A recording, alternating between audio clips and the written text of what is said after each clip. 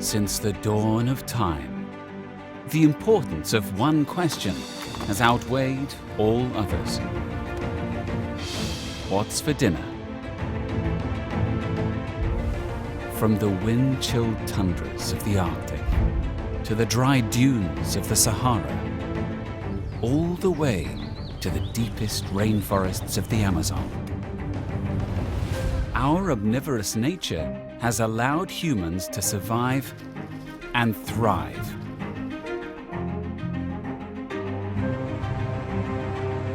But how did we go from hunting and gathering on the Serengeti to grabbing a snack from the fridge?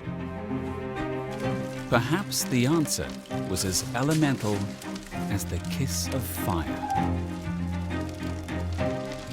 Once our ancient ancestors tasted that first cooked meal, there was no going back.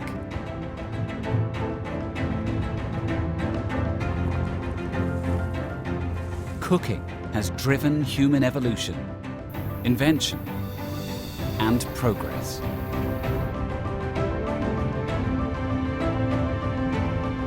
In this series, we'll serve up a story 2 million years in the making of what was, is, and will be on our plates.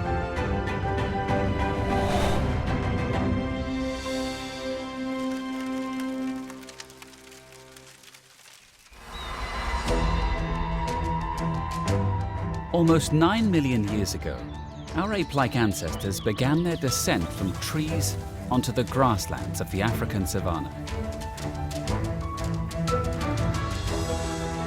What drove them from branches to bipedalism has puzzled us, their descendants, for millennia. Could the explanation be as simple as an empty stomach? Over millions of years, the climate of Africa shifted. Dense forests gave way to great grassy landscapes, teeming with delicious new species of flora and fauna. Meet Littlefoot. She's a 3.6 million year old Australopithecus, discovered in the Starkfontein caves of South Africa. Littlefoot is the most complete skeleton ever found of these ancient human ancestors. Australopithecines were a lot like chimpanzees, and they ate like it too. Littlefoot may do scavenging the grasslands and trees for her meals. On the menu, low-calorie, fibrous fare of seeds, grasses, and fruit. Richard Wrangham is a Harvard primatologist. The Australopithecines, these relatives between maybe 7 million years ago and 2 million years ago, they were at the simplest kind of level like chimpanzees that stood upright. That is to say, they walked on their hind legs, if you like. They were about the size of chimpanzees. They had big jaws like chimps, big teeth like chimps. I mean, you can imagine somebody like Mick Jagger opening his mouth and screaming out, and that mouth is just a tiny little mouth compared to what a chimpanzee or Australopithecus can do. They need big teeth to mash this low-quality, high-fiber food. They need a big mouth to put it all into. To get there something like 2,000 calories a day, they have to spend about 6 hours a day just chewing, literally just moving their jaws up and down, processing this bulky, low-energy food. So it's a lot of work. To digest the hard vegetation, Littlefoot had a longer large intestine and colon. Here, her intestinal microbes ferment and break down the food to release a little hard-earned nutrition. But humans today don't have to work so hard. When we compare ourselves with our closest relatives, then what we see is that everything about our digestive system is reduced. It is diminutive. So we have small mouth, we have small teeth, we have small guts. This all reflects the fact that we have a very high quality diet with a lot of nutrients per mouthful. While we might struggle to see the resemblance between Littlefoot and ourselves, The next stage of our evolution became distinctly more human. Around 2 million years ago, that's when you get for the first time the emergence of the full genus Homo, Homo erectus. The bones are a little bit heavier, they've got rather big, broad faces with big brow ridges, so they definitely look kind of primitive compared to us, but nevertheless, they were human. What ignited our bodies to evolve so drastically? We cannot understand humans as evolving into this species that was eating and committed to very highly digestible food without them using fire. Lightning strikes, raging forest fires, volcanic eruptions. These fiery forces of nature must have been terrifying for our ancient ancestors, like Littlefoot. But these dangerous phenomena also yielded great bounty for daring foragers. Scavengers discovered that tough tubers and the flesh of animals tasted far better when they'd been touched by fire. Once you have fire, everything changes. So, when did we harness this power? Archaeology and geoarchaeology is important in trying to solve this big mystery, which is how we became human. Dr. Francesco Berna and his colleagues have discovered enlightening evidence of humanity's early relationship with fire in the deep recesses of South Africa's Wonderwerk cave. We're showing that this intimate relationship between human and fire is directly documented starting 1.7 million years ago. The peculiarity and the magnificence of this cave is that it contains evidence of humans being in there since the origin of humanity. It is an archaeological phenomenon because it has a sequence of human occupation which sees us through our evolution as a species from Homo erectus into modern humans as Homo sapiens.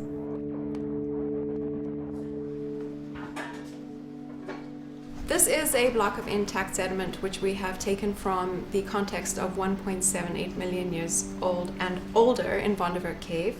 So over here we have an intact bone from specimen X, which is discolored. Sometimes discoloration may indicate staining from the sediments which surround the bone. Other times it may indicate burning.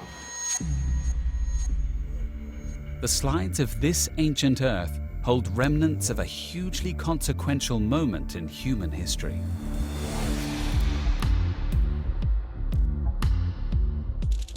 There's a long particle here. It shows the characteristic of being wood ash. This seemingly simple discovery is anything but. Dr. Berna has found the oldest known evidence of humanity's use of fire.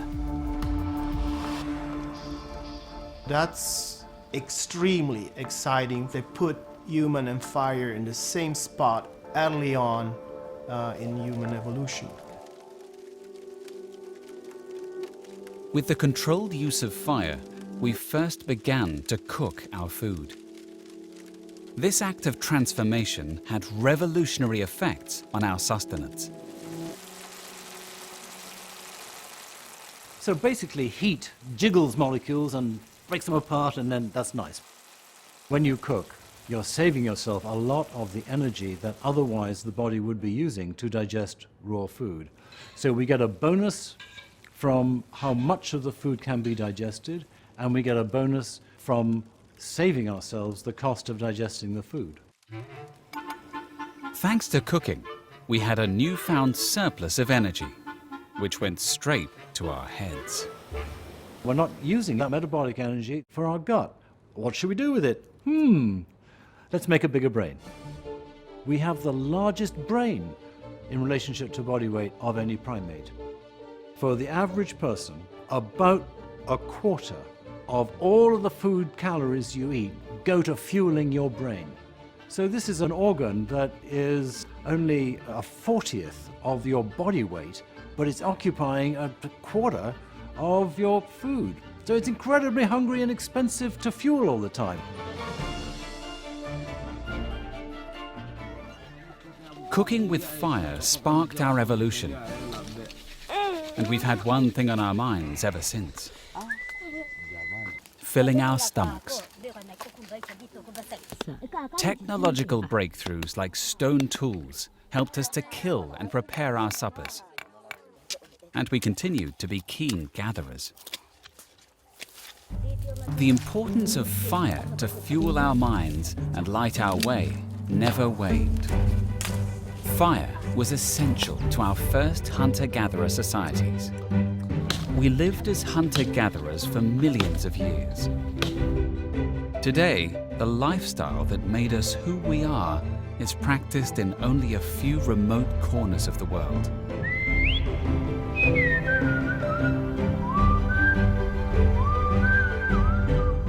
In Tanzania, near Olduvai Gorge, the cradle of humankind, lives one of the last remaining hunter-gatherer societies, the Hadzabe. Tamaduni yetu sisi ni muhimu kwa sababu kwanza ni jamii ambayo tunaishi tofauti kabisa na jamii zingine, kwa sababu sisi tunaishi kulingana na mazingira. Their lifestyle and diet gives the world an important insight into our human history. Hadzabe wanaishi kwa kutegemea maisha ya porini, ambao pia tunategemea zaidi ya ardhi. Kama mazingira hakuna, pia maisha ya Hadzabe hakuna.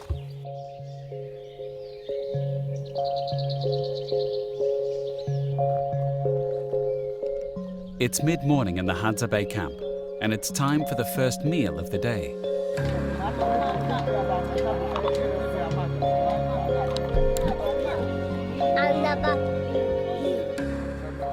A group of men and women head out to the nearest baobab tree. These baobabs can be thousands of years old, supplying delicious fruit to generations of Hadzabe.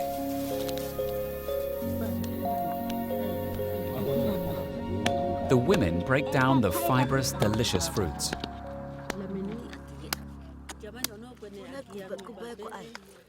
The baobab fruit is the staple of the Hadzabe diet, packed with vitamins, fat, and fiber.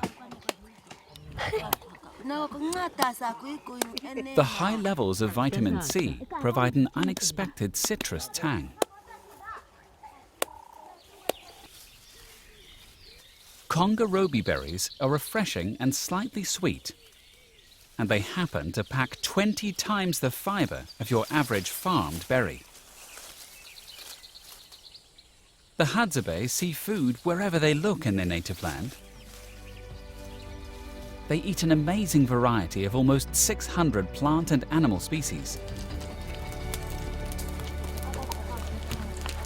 With their bountiful diet, they eat around 100 grams of fiber a day, 10 times more than the average American. This nourishment provides the Hadzabe men with the energy they need for hunting. They're hoping to track a few dik-dik or kudu.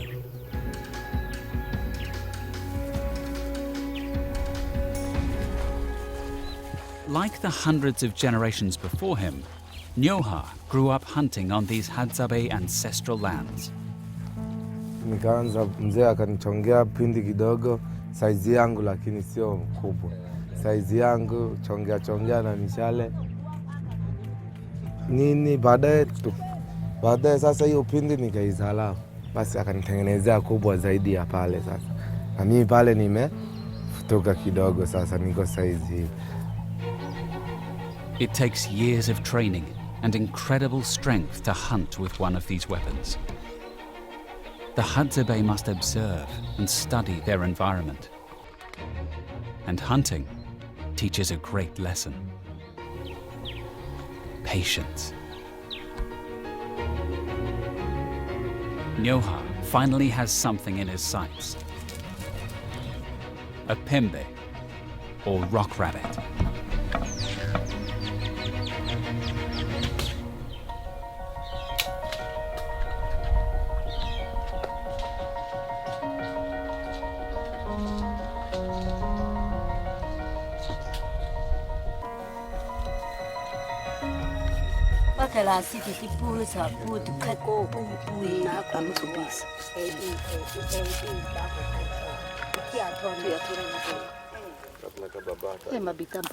The lean meat is cooked over an open fire. In the life of a hunter-gatherer, meat is only a small part of the diet, and only after a successful hunt. Most of their nutrition and calories come from tubers, berries, vegetation, and when it's in season, a Hadzabe favorite, honey. Nyoha is listening intently for the song of the Tico Rico bird, or the honey guide.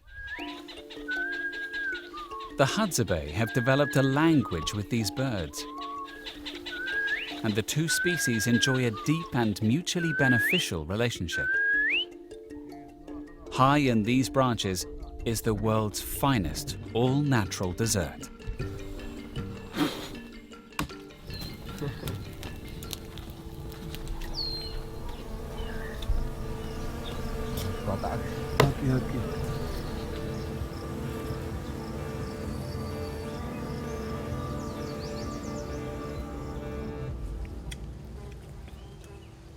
This sweet snack is one of the most energy-dense foods found in nature. Full of fat, protein, and sugar. The Hadzabe diet is seasonal and deeply entwined with the environment.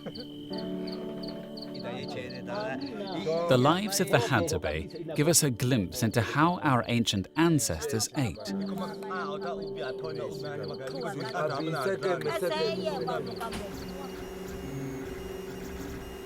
On the other side of the world, the benefit of the hunter-gatherer diet is being investigated. A lot of what we've learned from hunter-gatherer diets is a window into how our ancestors ate for most of our evolutionary history. It was a high-fiber diet. They definitely had treats like meat and honey, but those things were rare, and their diet was heavily, heavily based on plants. They eat the things that are seasonally available. That's important to maintain our microbial ecosystem. Doctors Erica and Justin Sonnenberg and their colleagues have been studying the effects of the hunter-gatherer diet on the human microbiome. Our specialty is studying the gut microbiome, this complex community of microbes that lives in our gut.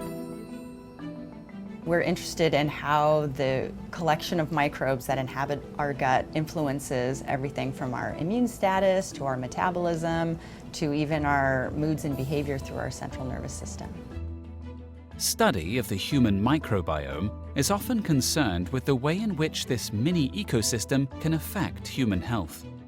One of the questions that our lab is interested in addressing is, what is a healthy microbiome?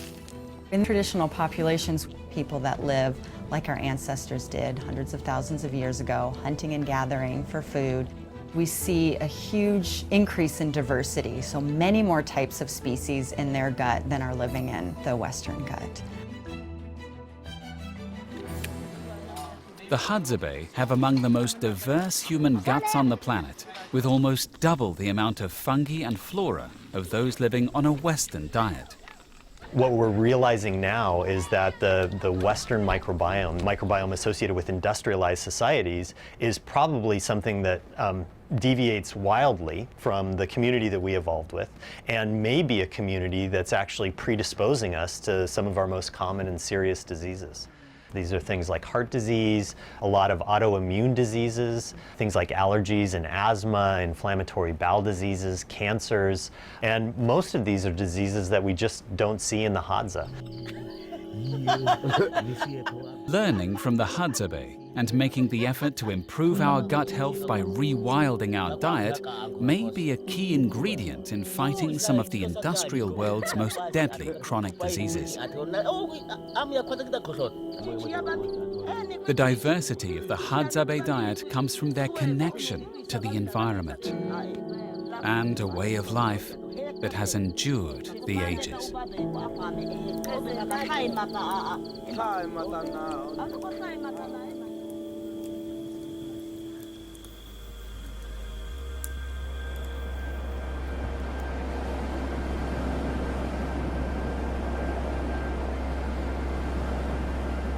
7,000 miles away, the traditional ingredients of another ancient people are being brought to the attention of the modern world. And what chefs are discovering is that these ingredients aren't just healthy, they're delicious. Here in Wollongong, Australia, ancient bush ingredients called bush tucker by the Aboriginal natives are cooked up into mouth-watering New Age dishes.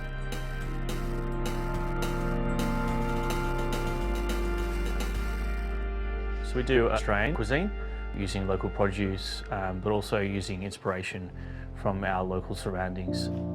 We use native ingredients, things like native fruits, there's some native game birds, things like wallaby, kangaroo, herbs and spices. There's just some amazing, unique ingredients in Australia at the moment. One of the desserts that's on our menu is the Australian fruit tart. Most of these fruits might seem somewhat difficult to work with, but we've found ways in which we can apply them. Chefs Tom and Simon are trying to create and inspire a truly unique Australian cuisine. You can do whatever you want, which makes it really exciting, and there's no boundaries. What we're trying to push is the use of these native ingredients, acknowledging the culture, acknowledging the history, and putting it into modern dishes.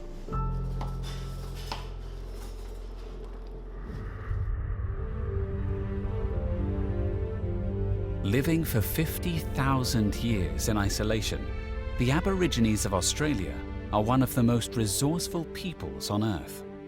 The Aboriginal people have been here for thousands and thousands of years. To put that into perspective, when was Jesus born? About 2,000 years ago. How old are those Egyptians? About 5,000. When you're talking 40, 50,000 years or more, yeah, there's been a lot of practice. This is my supermarket out here. You know, I've got fish out there, I've got all sorts of seashells, boundless resources out there, let alone up here on the land. And when I bring fellas down here to teach them about it, it's also our university.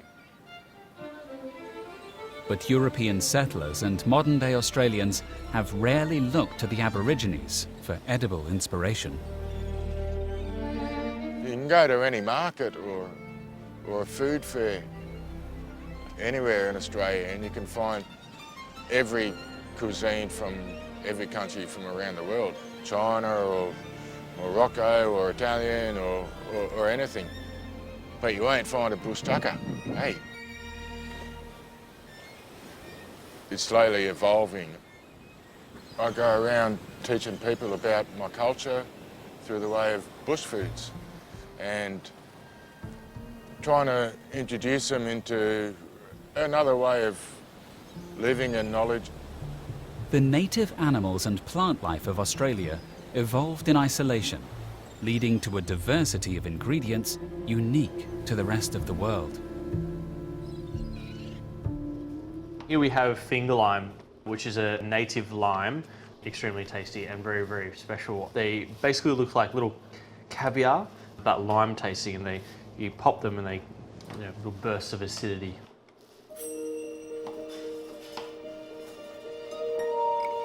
One thing about native ingredients is we need to have the understanding that it's a reflection of Australia and a reflection of our environment and our weather especially.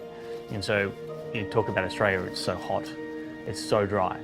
If you've ever grown strawberries, you know strawberries need a lot of water to be sweet. And so our native fruits are all sour, bitter, green, because we don't have the water that it requires to be sweet fruit. If you think about emu, wallaby, kangaroo, all really lean because they don't have the ample amount of food to have those fat reserves.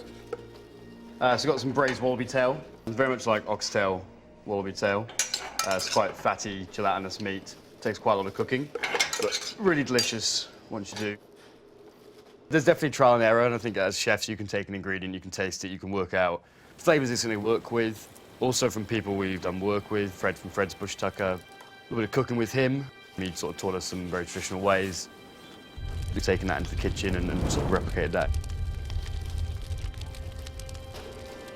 So I have a barramundi, dry age it for about 3 days.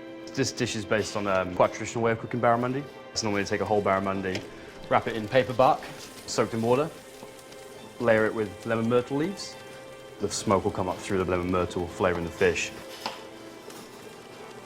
Maybe you can smell it now. It fills the room.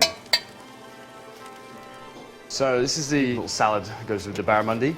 In a coastal city, we just have access to amazing beaches and there's so much edible plants and foods there. If you stop and look, you can find some pretty tasty stuff. Restaurants like Caveau are finding inspiration in underutilized natural food diversity to bring old flavors to modern diners. We want to see these ingredients just treated as normal ingredients. I think that's the future, is just getting them into home kitchens, demystifying what they are and how they react. And it's starting to get there.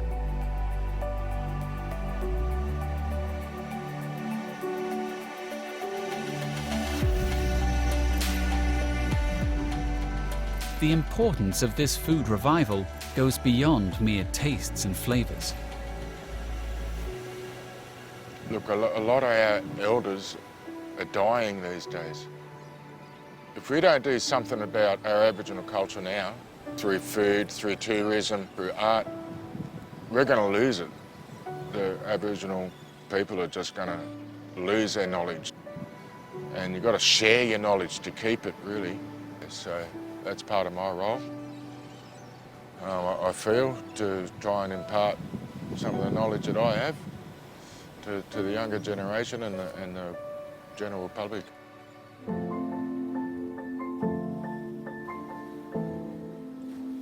I want more fellas out there doing what those fellas are doing and showing off our proud culture.